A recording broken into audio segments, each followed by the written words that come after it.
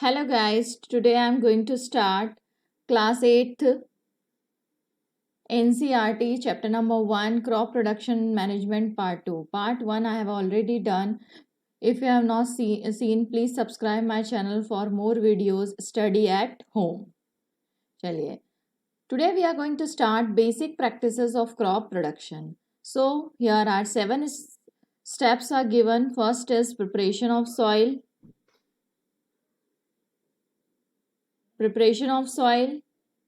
Next is sowing. Third is adding manure and fertilizer. Next is irrigation, protection from weeds, harvesting, and seventh is storage. चलिए. So we can see what is the meaning of preparation of soil. Means अगर हमको क्या करना है, agriculture करना है, कोई crop को प्रोड्यूस करना है, तो हमें पहले क्या करना होगा, सॉइल को प्रिपेयर करना होगा. ओके.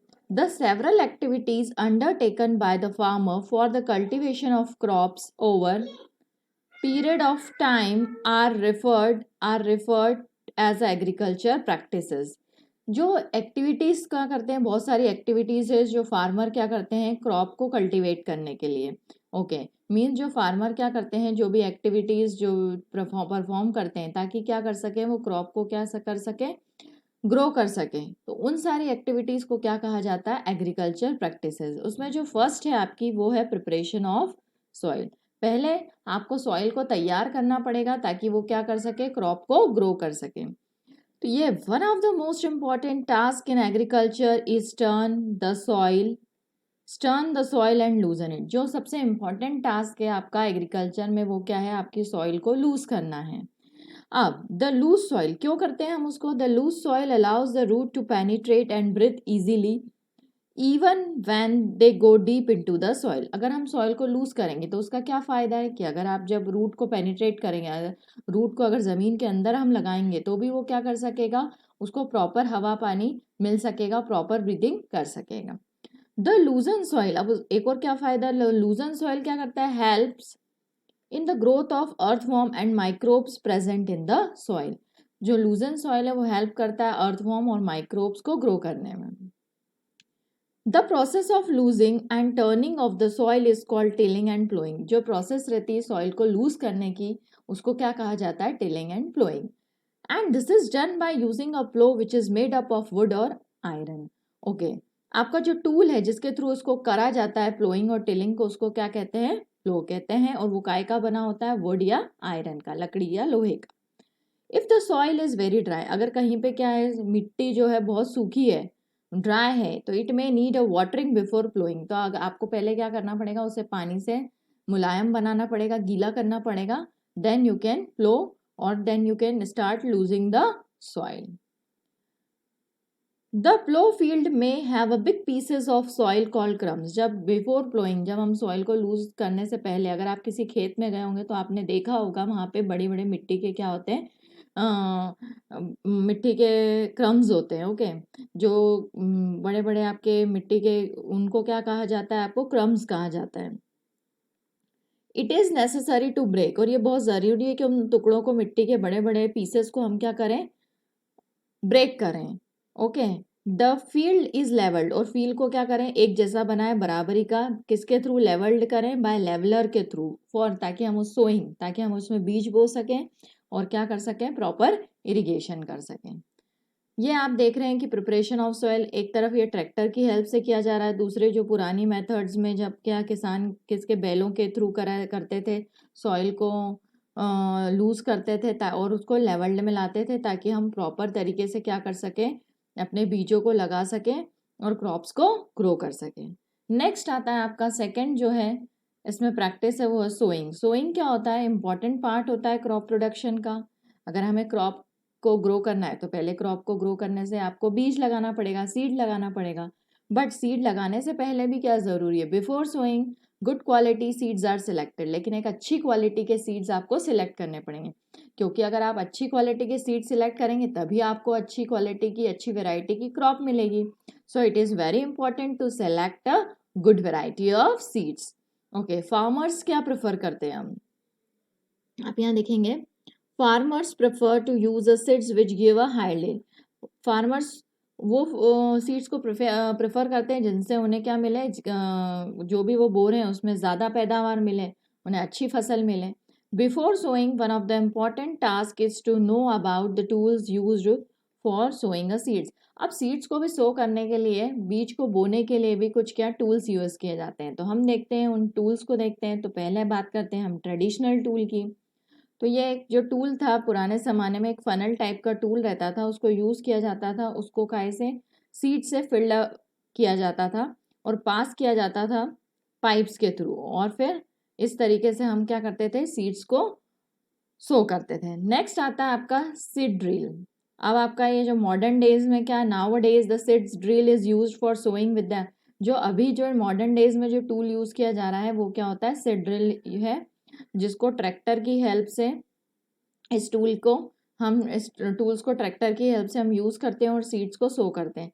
अब क्या फ़ायदे हैं इसके, with the help of this tool shows the seeds uniformly at a proper distance and depth. इसका ये फ़ायदा है कि आपके सीड जो है वो यूनिफॉर्मली, मतलब एक ही प्रकार के पैटर्न में, प्रॉपर डिस्टेंस में, ऐसा नहीं कि कोई बहुत पास है कोई बहुत दूर है या कोई बहुत ज़्यादा गहरा है, तो प्रॉपर डेप्थ और प्रॉपर डिस्टेंस का ध्यान रखा जाता है। It ensure that the seeds, और प्रॉपर सॉइल से उस सीड्स को कवर किया जाता है, और आप ताकि हम क्या कर सकें, जो डैमेज किया जाता है बर्ड्स के द्वारा उनको, उसको प्रोटेक्ट कर सकें। और इस तरीके से हमारा ये क्या बचता है, टाइम और लेबर, हमारा समय और हमारी मेहनत बचती है।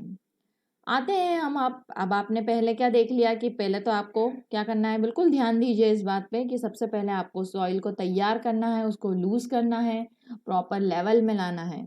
तो उसको क्या कहते हैं, प्रिपरेशन ऑफ सॉइल। नेक्स्ट हमने पढ़ा कि क्या करना है, सोइंग, आपको बीज बोने हैं। तो बीज बोने के लिए क्या देखा हमने, बीज को पहले अच्छा बीज सिलेक्ट करना है गुड क्वालिटी का, फिर उसके तरीके देखे कि उन कौन से टूल्स का हेल्प ली जाती है। अब आपने अगर बीज बो दिया है, सीड्स को सो कर दिया है, then adding manure and fertiliser. अगर आपको हेल्दी ग्रोथ चाहिए प्लांट सब्सटेंस की, तो आपको क्या ऐड करना पड़ेगा टू द सॉइल, आपको to are added to soil for the healthy growth of plant substance which are added to the soil in the form of nutrients are called manure and fertiliser. मतलब healthy growth की, plant की healthy growth के लिए जो भी चीज़ें, जो भी सब्सटेंस सॉइल में क्या किए जाते हैं, मिलाए जाते हैं, ऐड किए जाते हैं, ताकि उनसे क्या मिल सके, न्यूट्रिएंट्स मिल सके, उसको क्या कहते हैं, मैन्योर एंड फर्टिलाइजर। अब न्यूट्रिएंट्स क्या होते हैं, तो न्यूट्रिएंट्स बहुत ज़रूरी हैं, are essential for the growth of plants. Soil supplies mineral nutrients to the crop. Soil से क्या मिलता है, क्रॉप को न्यूट्रिएंट्स और मिनरल मिलते हैं। But in certain areas farmers क्या करते हैं, अगर आपका कोई किसान है तो वो क्या करेगा, हर बार कभी भी ऐसा नहीं होगा कि वो अपने खेत में क्रॉप को ग्रो नहीं करेगा, वो बार बार खेत में क्या करता है, क्रॉप को ग्रो करता है। Farmers grow crop after crop in the same field, एक ही खेत में। तो अब फील्ड से क्या होता है, अब एक ही ज़मीन पे आप हर साल क्या कर रहे हैं, क्रॉप ग्रो करते जा रहे हैं, तो उस जगह का क्या है, उस सॉइल का न्यूट्रिएंट्स क्या है, न्यूट्रिएंट्स और मिनरल चले जाते हैं, उनकी क्या होती है, क्वांटिटी कम हो जाती है। तो field is never left uncultivated और अ फैलो। तो उस जिस ज़मीन को क्या कराया जा रहा है, बार बार उसमें क्रॉप ग्रो करी जा रही है, कभी उसको अनकल्टिवेटेड नहीं, खाली नहीं रखा जा रहा है, तो वहाँ के क्या हो जाएंगे, जो आपके मिनरल्स हैं वो चले जाएंगे आपके। तो आपको उसके लिए क्या करना पड़ता है, एडिशनली आपको मैन्योर्स को और फर्टिलाइजर्स को ऐड करना पड़ता है, ताकि आपकी क्रॉप को अच्छी ग्रोथ हो। अब जो मैंने देखी यहाँ, continuous growing of crops make the soil poorer in certain nutrients, therefore. अब जब वो सॉइल के अंदर न्यूट्रिएंट्स नहीं है, तो फार्मर जो किसान रहता है वो क्या करता है, add a manure to the field to replenish the soil with nutrient. तो उसमें क्या करता है, मैन्योर को ऐड करता है ताकि सॉइल के अंदर न्यूट्रिएंट्स आ जाए।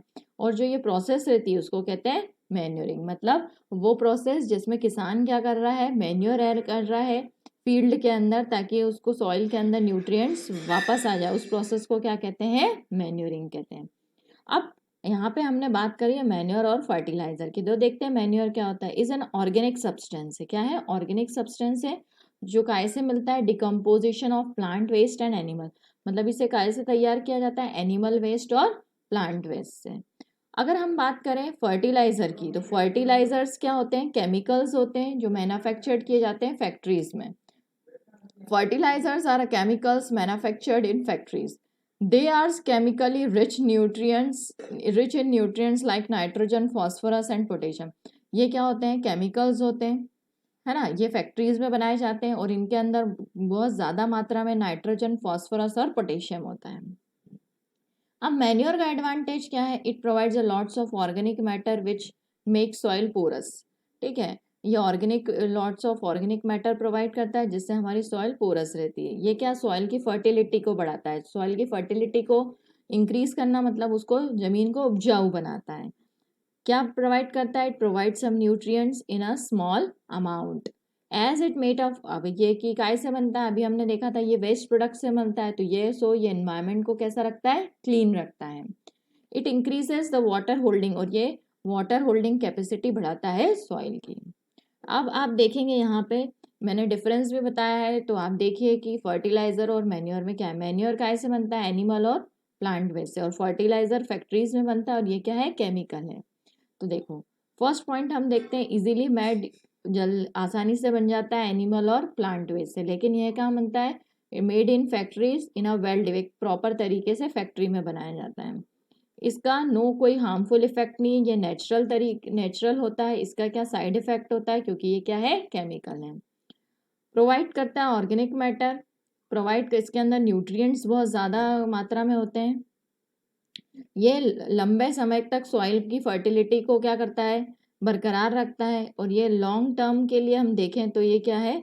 सॉइल की not good for long term soil fertility. It uses in if uses, अगर आप ज़्यादा मात्रा में इसको यूज़ कर रहे हैं तो कुछ समय तक तो आपकी सॉइल अच्छी रहेगी, लेकिन ज़्यादा समय तक नहीं रहेगी। Not effect as a fertiliser, very not effect, इसका इफेक्ट उतना अच्छा नहीं होता जितना फर्टिलाइजर का होता है। ये क्या होता है? आपको अगर जल्द से जल्द रिजल्ट चाहिए तो वो बहुत वेरी इफेक्टिव होता है ऑब्टेनिंग द फास्ट रिजल्ट। ये अब आपका एनिमल और प्लांट वेस्ट, तो ये बहुत सस्ता होता है, वेरी चीप होता है, बट ये कंपनी में बनाया जा रहा है फैक्ट्रीज में, तो ये बहुत कॉस्टली होता है। तो ये पॉइंट्स आप याद रखिए, बिल्कुल बहुत ईजी हैं। चलिए बढ़ते हैं हमारे फोर्थ प्रैक्टिस की तरफ, दैट इज इरिगेशन। अब देख लिए, ध्यान दीजिए बात को फिर से, कि आपने पहले सॉइल को तैयार करा, फिर उसमें बीजों को बोया, फिर उसके बाद आपने अच्छी ग्रोथ के लिए उसमें फर्टिलाइजर्स और मैन्योर को ऐड किया। अब आपको क्या करना है? उसमें पानी कैसे देना है? इरिगेशन, क्योंकि बिना पानी दिए क्या आपकी क्रॉप ग्रो करेगी? क्या नहीं।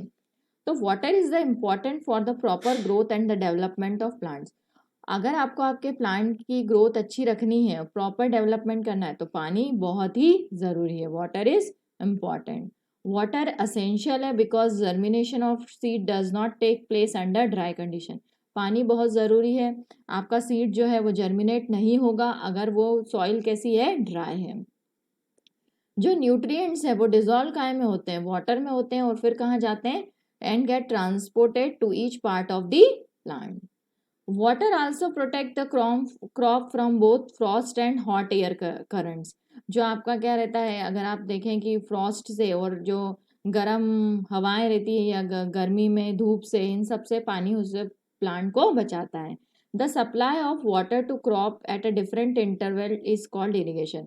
अब इरिगेशन क्या होता है? तो जो मतलब वाटर का सप्लाई जो हम करते हैं क्रॉप को डिफरेंट अलग अलग समय पे डिफरेंट इंटरवल्स पे, उसको कहते हैं irrigation. It is not a good to depend on a rain for water and it is not fully reliable. अगर ये बिल्कुल अच्छा नहीं है कि हम क्या डिपेंड, क्रॉप को किस पे डिपेंड रखें कि रेन वाटर पे डिपेंड करें, तो यहाँ से आपकी क्रॉप ग्रो नहीं करेगी। और proper irrigation system is well ensure timely and adequate waters to crop. अगर आपको क्रॉप्स को अच्छा ग्रो करना है तो आपका इरिगेशन सिस्टम भी अच्छा होना चाहिए। दिस विल लीड मोर, इससे आपको ज़्यादा फायदा होगा और आपकी फसल ज़्यादा उपजाऊ होगी।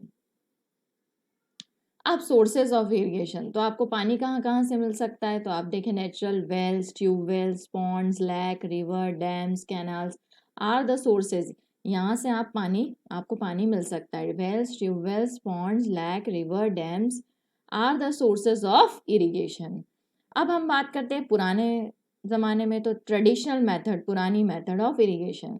The water available in wells, lakes and canals is lifted up by different method in different region for taking it to field. Here various traditional methods are. अब वाटर को क्या किया जाता था? कुएं में से, लेक्स में से, कैनाल्स में से निकाला जाता था और उनसे खेती जो आपकी क्रॉप को पानी दिया जाता था। यहाँ आप पिक्चर में देखेंगे कि किस किस तरीके से यहाँ पे एक आपका पुली सिस्टम है, चेन, ये देखिए चेन पंप है आपका, ये ढेकली है, ये लीवर सिस्टम है। तो ये डिफरेंट टाइप के तरीके से पानी को जो वाटर की सोर्सेस थी वहाँ से निकाला जाता था और जो आपकी क्रॉप को प्रॉपर तरीके से पानी दिया जाता था ताकि आपको प्रॉपर क्रॉप, आपका प्लांट जो है प्रॉपर ग्रो करे। अब अगर हम बात करें मॉडर्न मेथड ऑफ इरिगेशन, तो फर्स्ट बात करते हैं मॉडर्न मेथड में आता है स्प्रिंकलर सिस्टम। क्या होता है इस सिस्टम में हम समझते हैं। In this system perpendicular pipes having rotating nozzle, perpendicular pipes होते हैं और उनकी नोजल कैसी होती है, रोटेटिंग होती है ऑन द टॉप। ये आप देख रहे हैं, ये एक पाइप है, इस पाइप के ऊपर ये पूरा परपेंडिकुलर 90 डिग्री पे क्या लगा रखा है, पाइप लगा रखा है। इसकी नोजल क्या होती है, रोटेट होती रहती है। Okay, and are joint to main pipe. जो आपके, और ये जो परपेंडिकुलर जो पाइप है, अगर आप यहाँ देखेंगे, ये देखिए आपका परपेंडिकुलर पाइप दिख रहा है आपको, 90 डिग्री पे है। ये काहे से कनेक्ट होता है आपका, ये मेन पाइप से कनेक्ट होता है। किससे होता है, जिसमें वाटर फ्लो कर रहा है। ओके, और इसकी जो नोजल है जहाँ से पानी, वो पूरे चारों तरफ रोटेट होती रहती है। When water is allowed to flow through the main, जब वाटर जो है मेन पाइप से पास होता है under pressure with the help of pump के थ्रू, तो it sprinkles from the rotating nozzle. और वो स्प्रिंकल मतलब क्या होता है, कहाँ से निकलता है, उस रोटेटिंग नोजल से। और क्या करता है, स्प्रिंकल्ड, और कहाँ गिरता है, क्रॉप्स के ऊपर गिरता है। As if it is raining, कि ऐसा लगता है कि जैसे बारिश हो रही है। आता है नेक्स्ट सिस्टम, आता है आपका ड्रिप सिस्टम। तो in this system water falls drop by drop. अब वो कैसा होता है, ड्रॉप बाय ड्रॉप, बूंद बूंद करके पानी गिरता है just at the position of the, और कहाँ पे गिरता है, रूट्स की पोजीशन पे। आप देख रहे हैं कि यहाँ पे ये जो पाइप जो ये यहाँ पे आपकी सीड्स ग्रो कर रखे हैं, यहाँ पे इन्होंने, ये प्लांट है आपको, यहाँ से ये पाइप जा रहा है। तो यहाँ पे जहाँ रूट्स है वहाँ क्या होगा, इसके अंदर आपका होल रहता है और ड्रॉप बाय ड्रॉप वाटर वहाँ गिरता है समय समय से। तो इसलिए इसको ड्रॉप बाय ड्रॉप गिरता है, इसलिए इसलिए इसको क्या कहते हैं, ड्रिप सिस्टम। क्या कहते हैं, ड्रिप सिस्टम। चलते हैं, अब आते हैं प्रोटेक्शन फ्रॉम वीड्स। अब पहले हम समझेंगे कि वीड्स होते क्या हैं। तो वीड्स क्या है, अनडिजायरेबल प्लांट है विच में grow naturally along with the crop. मतलब आपने तो कोई, समझिए आपने आम का पौधा लगाया पर कोई वहां पे ऐसा प्लांट उग गया जिसकी आपको जरूरत नहीं है। तो वीड्स क्या होते हैं, अनडिजायरेबल प्लांट है जो नेचुरली अपने आप ग्रो करते हैं क्रॉप के साथ फील्ड में।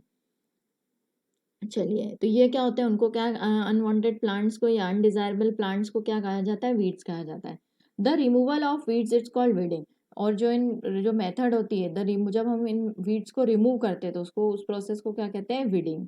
वीडिंग इज नेसेसरी, क्यों जरूरी है weeding is necessary, because they affect, क्योंकि वो क्या अफेक्ट करेंगे, growth of the crop by complete with crop plants for water, nutrient, space and light.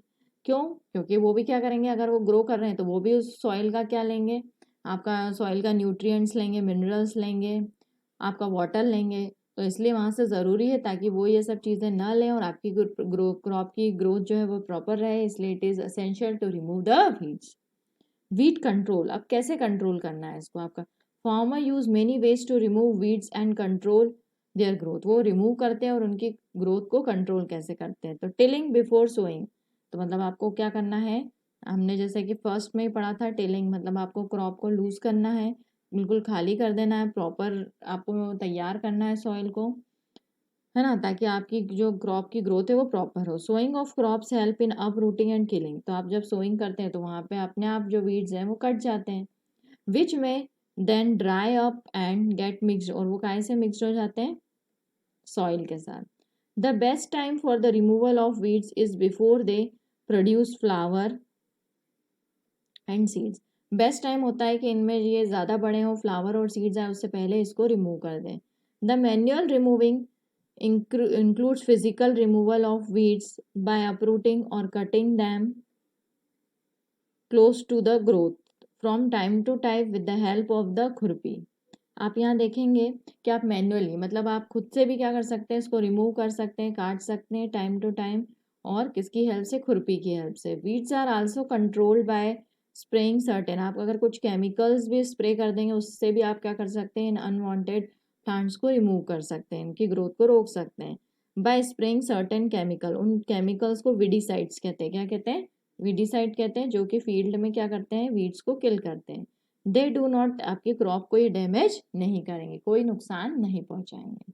Next आते हैं हम हार्वेस्टिंग। अब हार्वेस्टिंग, अब देखिए हमने पहले सॉइल को तैयार किया, मैं बार बार रिपीट कर रही हूँ ताकि आपको याद हो जाए। पहले आपको सॉइल को तैयार करना है, फिर आपको क्या करना है, उसमें बीज को, आपकी सीड्स को सो करना है। प्रिपरेशन ऑफ सॉइल, यहाँ से फिर से देख लीजिए, हमने ये सारी चीज़ें कंप्लीट कर चुके हैं हम। ये देखिए प्रिपरेशन, पहले सॉइल तैयार की, फिर सोइंग, बीज को बोया, फिर हमने उसमें मैन्योर और फर्टिलाइज़र ऐड किया, फिर हमने पानी दिया, इरिगेशन करा, फिर हमने अनवांटेड प्लांट्स को रिमूव करा। अब आते हैं हम हार्वेस्टिंग और स्टोरेज। अब टाइम आ गया है कि आप आपकी जो क्रॉप अच्छे से ग्रो हो गई है उसको ही कटाई करें, हार्वेस्टिंग। ओके, चलिए आपकी क्रॉप मैच्योर हो गई है, अब उसके को हार्वेस्ट करने का टाइम आता है। तो ये जो प्रोसेस रहती है उसको कहते हैं harvesting. The cutting of a crop after it mature is called harvesting. In harvesting crops को पुल आउट किया जाता है और कट किया जाता है close to the ground. Harvesting is also, आप मैन्युअली भी कर सकते हैं और मशीन से भी कर सकते हैं, मतलब आप खुद से भी कर सकते हैं या मशीन के हेल्प से भी क्रॉप को हार्वेस्ट कर सकते हैं। In the harvested crop the grain seed need to be separated from the chaff with the help of a machine called combine. It is in fact a combined harvest and thresher. यहाँ पे जो tools use किए जा रहे हैं उनका नाम है हार्वेस्टर और थ्रेशर। इस प्रोसेस को कहा जाता है, this process is called threshing. In the harvested crop the grain seed है उनको सेपरेट किया जाता है चाफ से with the grain seeds need to be separated from the chaff with the help of a machine called combine. In fact, is combined thresher, harvester and thresher. आप seeds को separate कर रहे हैं हम यहाँ से, जो आपके ग्रेन्स थे उनको पूरे जो आपकी प्लांट था उससे, और ये किसकी हेल्प से किया जाता है? हार्वेस्टर और थ्रेशर की हेल्प से। और जो ये सेपरेट करने की प्रोसेस है इसको कहा गया है, this process is called threshing. अब आपने क्या करा है कि क्रॉप आपकी ग्रो हो गई, अब आपने उसको उसको क्या कर दिया? हार्वेस्ट, कटाई कर दी। अब उसको बात आती है कि इसका प्रॉपर स्टोरेज, तभी हम इस क्रॉप का प्रॉपर यूज कर पाएंगे। नेक्स्ट आता है storage. If the crop grains are to be kept for, अगर आपको लंबे समय तक उसको रखना है आपकी क्रॉप को, तो they should be safe from moisture. आपको उसको नमी से, इंसेक्ट कीड़ों से, रेड चूहों से और माइक्रो ऑर्गेनिज्म से आपकी क्रॉप को बचाना होगा, तो इसलिए आपको प्रॉपर स्टोरेज करना है। The fresh crop has more moisture, जो शुरू में जो फ्रेश क्रॉप रहती है उसके अंदर नमी ज़्यादा होती है, मॉइस्चर ज़्यादा होता है। If freshly harvested grains are stored without drying, अगर आपने उनको जो आपने फ्रेशली जो सीड्स को हार्वेस्ट किया उनको स्टोर कर लेंगे बिना सुखाए, तो वो क्या हो जाएगी? आपका जो ग्रेन्स है वो खराब हो जाएंगे और उन पे ऑर्गेनिज्म का अटैक कर देंगे, losing their germination capacity. Okay, thank you for watching me. If you are not subscribed my channel, subscribe my channel for more videos. Okay, and goodbye.